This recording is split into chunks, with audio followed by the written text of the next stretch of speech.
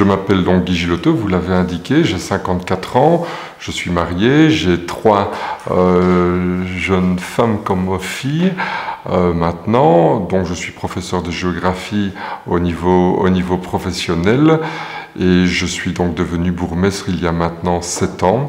Avant cela, j'étais échevin du tourisme. Avant cela, j'étais conseiller communal. Je veux dire un parcours relativement classique pour quelqu'un qui aime s'engager en politique. Donc les moyens habituels dont dispose un bourgmestre, c'est-à-dire les services de police de la zone Famenne-Ardennes, mais également un poste de pompier et évidemment tout ce qui peut aussi accompagner au niveau social, des collaborations avec le CPS. Nous avons d'importantes synergies d'ailleurs entre la commune et le CPS, le Home, donc énormément évidemment de contacts avec la population, mais ça ne fait évidemment que d'accentuer ce sur quoi j'insistais tout à l'heure, à savoir la proximité. Pouvoir être utile m'apporte beaucoup de satisfaction. Et évidemment, j'aimerais pouvoir aussi participer à l'avenir de notre commune. Une commune qui, quelque part, est assez complexe, puisqu'il y a un petit centre avec un rayonnement indispensable pour un petit centre, et puis tout autour, 23 villages, tout de même 23 villages et hameaux, et donc, j'ai envie de dire, des rythmes un petit peu différents. Quant à cela, vous ajoutez la visite de nos amis touristes qui viennent très régulièrement évidemment dans notre commune. Ça apporte encore un aspect un peu plus complexe à la situation, complexe mais tout à fait passionnant. Nous sommes champions en intercommunalité, c'est-à-dire que nous participons à toute une série d'activités menées en commun avec d'autres communes.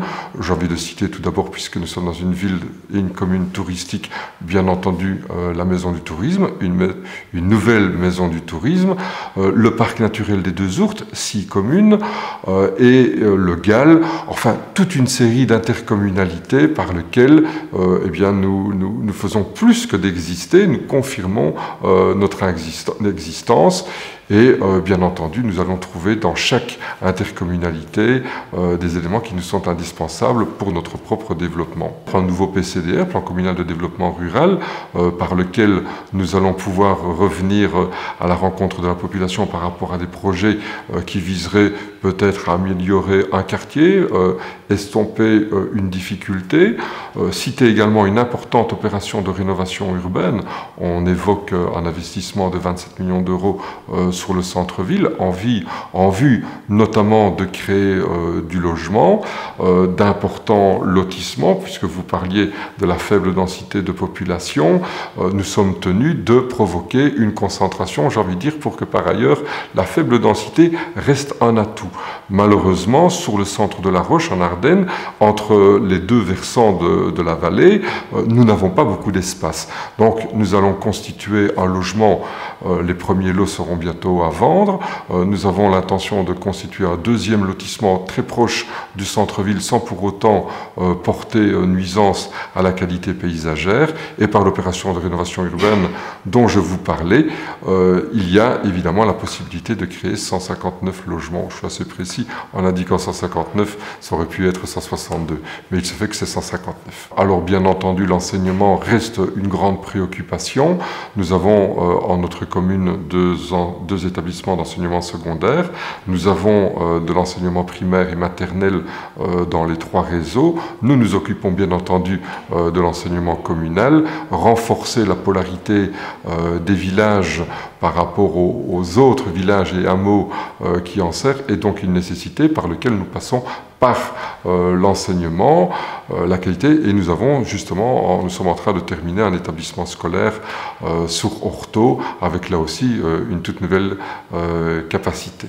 Je vous invite évidemment à visiter le château, comme la majorité des visiteurs de La Roche, c'est la première visite. Vous l'avez évoqué dans la présentation de la commune, il y a la rivière qui constitue cette espèce de sillon qui provoque un effet de petite montagne. Je pense que si nous avons beaucoup de succès auprès des Hollandais et des Flamands, c'est notamment pour ce petit caractère de montagne qui est recherché et qui est provoqué d'ailleurs par la vallée de l'Ourthe. Cela constitue évidemment un cadre sympathique. Et lorsque le promeneur se déplace à la Roche du Château vers les versants, forcément il va tomber dans un établissement, puisque la tradition de l'accueil, je pense aussi que c'est un atout pour notre activité touristique sur la Roche. Nous sommes leaders au niveau des terrains de camping, avec une capacité inégalée en région wallonne. La caractéristique, c'est peut-être que vous avez vu quelques caravanes. C'est vrai qu'au niveau paysager, c'est peut-être pas le plus heureux, mais il y a des zones qui sont tout à fait protégées, que vous n'avez pas pu voir, et qui nous permettent d'accepter une telle capacité le long de l'Ourthe, et donc une tradition d'accueil que là aussi nous pouvons assurer. Le plus beau jour, mais nous en avons tellement, donc je vais plutôt parler d'un beau jour pour chaque sentiment. Alors tout d'abord, l'abondance, incontestablement, c'est le 20 juillet, le feu d'artifice, hein, la ville est en feu, il y a un monde extraordinaire, avant, après le feu, pendant le feu, c'est extraordinaire. L'émotion, ce sont les commémorations par rapport à la bataille des Ardennes. Vous savez que 95% de la ville a été complètement détruite. En dessous de moi se trouvaient des bâtons de dynamite qui ont explosé, étant donné une bombe qui est tombée juste à cet endroit. Tout le quartier a été soufflé. Émotion, c'est notamment lorsque nous avons rendu hommage, il y a maintenant 3 ans, à toutes ces victimes décédées en compagnie de villes marraines. Beaucoup d'émotions à cette occasion. Le carnaval évidemment c'est le cœur, et il y a cette intronisation. Pour moi c'est évidemment le plus beau moment quand le prince carnaval, le nouveau prince carnaval que personne ne connaît, si tout le monde le connaît, mais personne ne connaît encore son identité. Il y a cette descente, il y a cette ovation, plus de 1000 personnes devant le perron, la montée des escaliers et la réception, les discours. C'est le temps zéro par rapport au carnaval, c'est un moment extrêmement fort.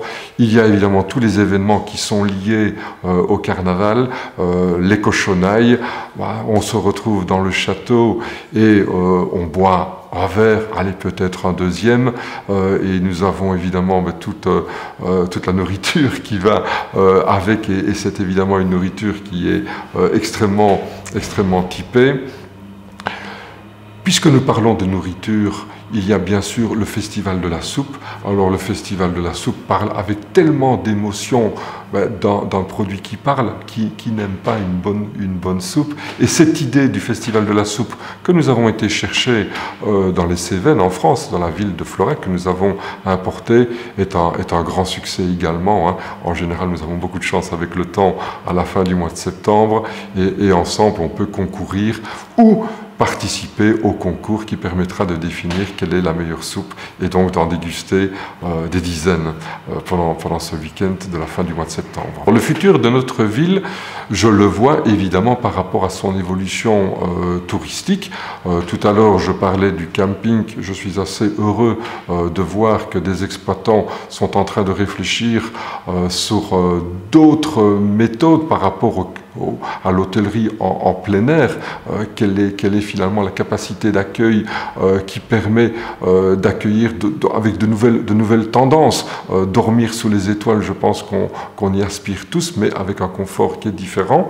À cet endroit, nous avons des investisseurs assez heureux.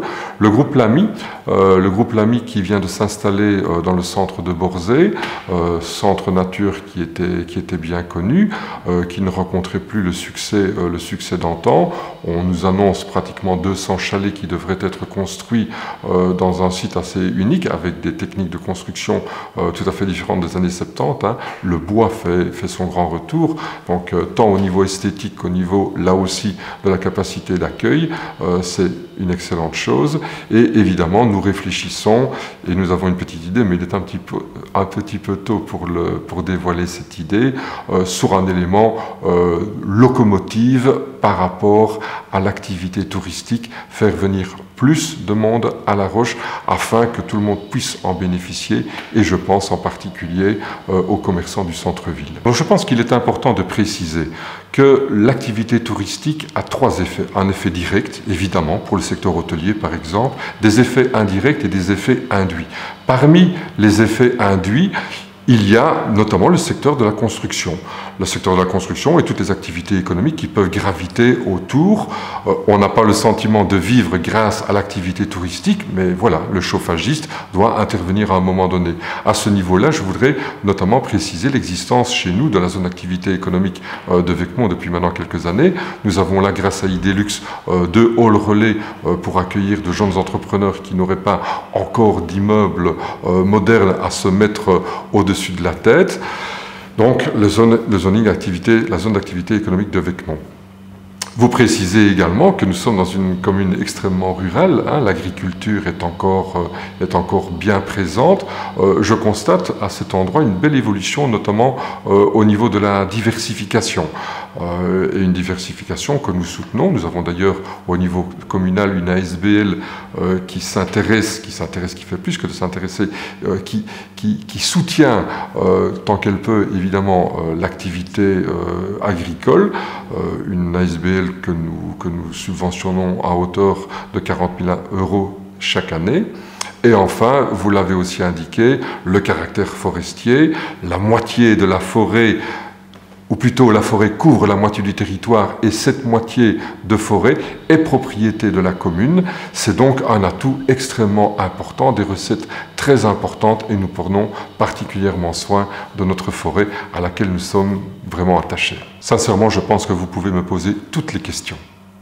À partir du moment où la capacité de répondre m'appartient, il n'y a pas de questions impossibles.